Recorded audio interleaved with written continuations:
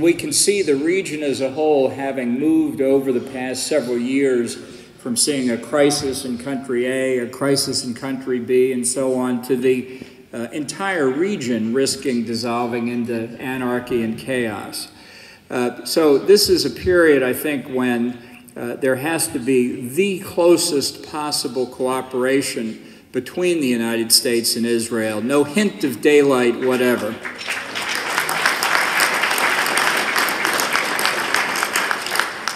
And as we look forward to noon on the 20th of January, which I'm certainly looking forward to,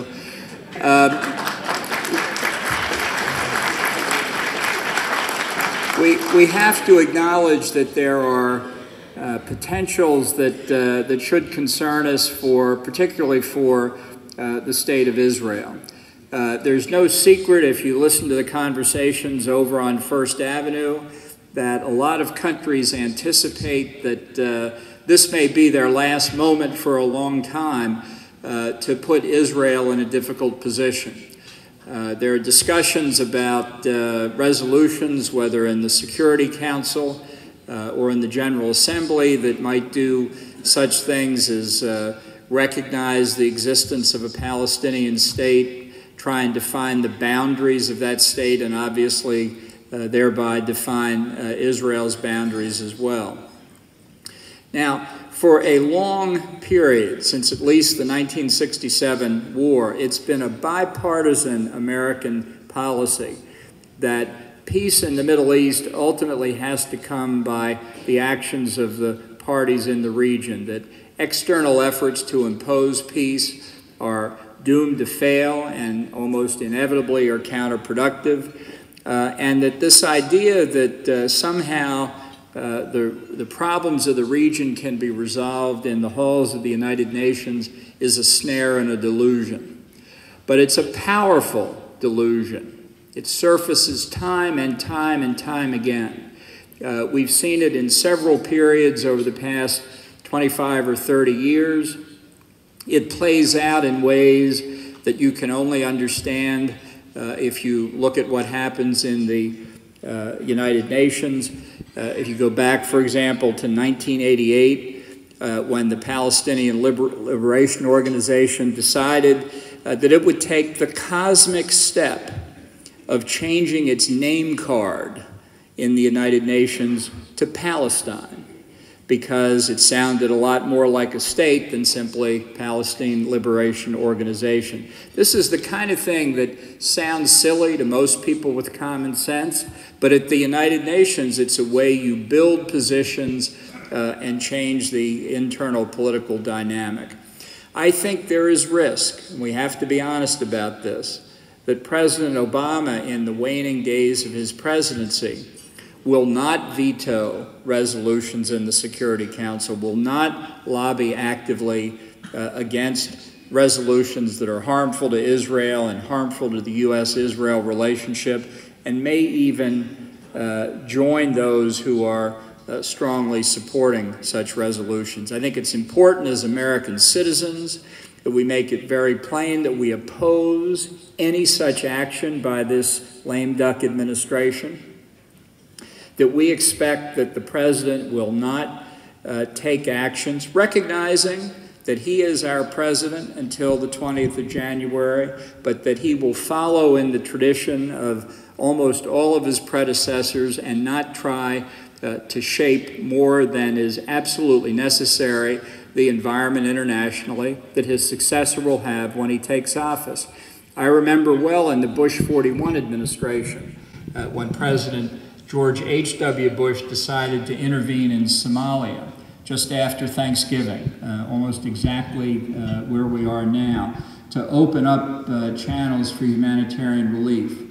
And Brent Scowcroft told the incoming Clinton administration that we would do what we thought was necessary to accomplish that mission before the 20th of January.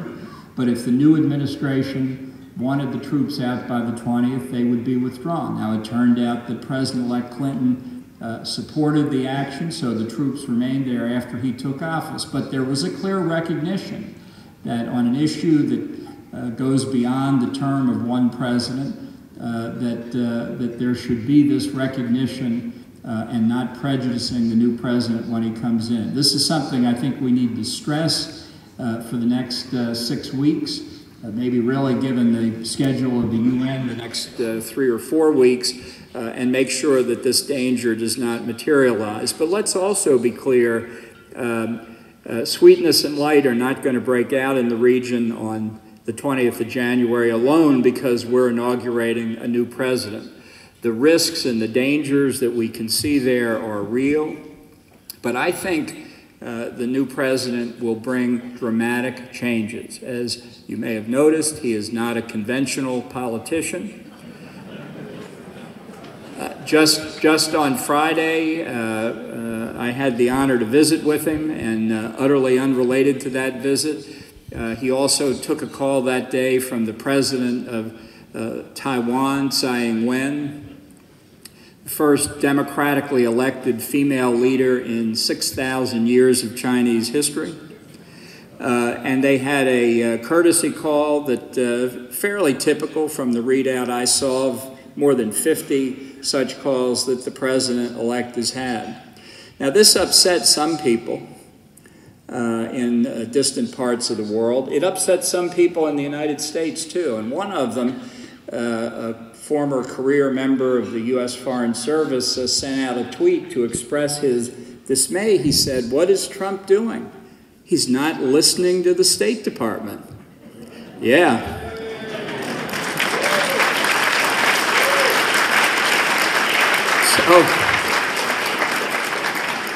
So I would expect more of this kind of creativity. I think Donald Trump in the campaign made it clear his views on issues that are critical to everybody in this room. I am confident that for the first time, where other politicians have talked about where the location of the U.S. Embassy to Israel should be located, just as he didn't allow Beijing to dictate who he talks to on Taiwan, he's not going to allow other countries to dictate to us where we put the American embassy.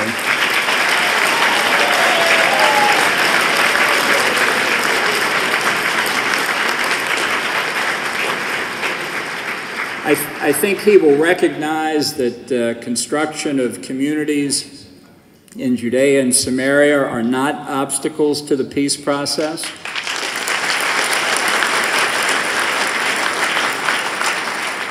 I think there's going to be a lot of noise and controversy over some of these decisions. I don't think he'll be deterred by it at all.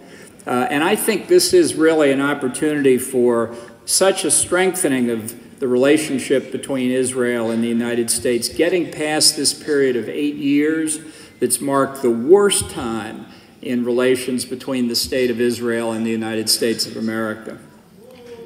There's never been any break in the relations between the peoples of the two countries, and now we're going to see outstanding relations restored at the governmental level as well.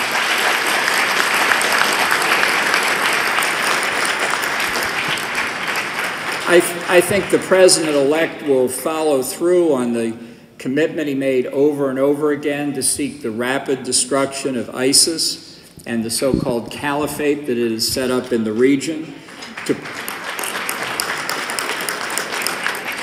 protect all of us in the United States, in Europe, in Israel, around the world from this threat of radical Islamic terrorism. And I'm confident that unlike the strategy we're pursuing now, that he'll seek from his military advisors a strategy that will accomplish that objective while minimizing the upside that falls to the Ayatollahs in Iran. Right now, the strategy that we're pursuing, this slow approach to the destruction of ISIS, is actually increasing the influence of Iran in the region, which is directly contrary to the interests of the United States and Israel. And when it comes to Iran itself and its extremely dangerous nuclear weapons and ballistic missile programs, I don't think that the president-elect could have made it any clearer just exactly what he thinks of the Iran nuclear deal. This was a strategic defeat for the United States when it was negotiated. It's its agreement really represented, in my view, a Waterloo in American diplomatic history. The Ayatollahs never had the slightest intention of complying with the agreement. Its terms are so poorly negotiated that when you read it, it's like trying to nail Jell-O to a wall. It was written that way for the Ayatollah's benefits. And even in these last 6 weeks, to come back to the dangers that we risked before the inauguration, you can see the incumbent administration doing everything that it can to try to increase the flow of benefits to Iran, to make it harder and harder to abrogate the deal. Speaker of the House Paul Ryan called Secretary of State John Kerry a shill for the Iranians, and he said he was acting as though he were president of the Tehran Chamber of Commerce. Now, when a mild-mannered man like Paul Ryan uses words like that, you can tell just how palpably damaging this conduct is. I think that the Iranian cooperation with North Korea, something that you never hear talk about and which, quite honestly, we don't know much about because of our intelligence failures in gaining information, is something that really threatens people around the world. The efforts to stop the proliferation of nuclear weapons and chemical and biological weapons, I'm sure, will be one of the Trump administration's highest priorities, as will be the importance of national missile defense for the United States, of the kind we have been cooperating with Israel on for Israel's defense from missile attack. This is something that I think is so important, not just for the United States and Israel, but for countries around the world. If rogue states continue to expand their nuclear capabilities, all of us are in danger. And one of the consequences, of course, of the Iran deal was to launch a nuclear arms race in the Middle East, with Saudi Arabia and Turkey, Egypt, and others looking at the potential for nuclear weapons as well.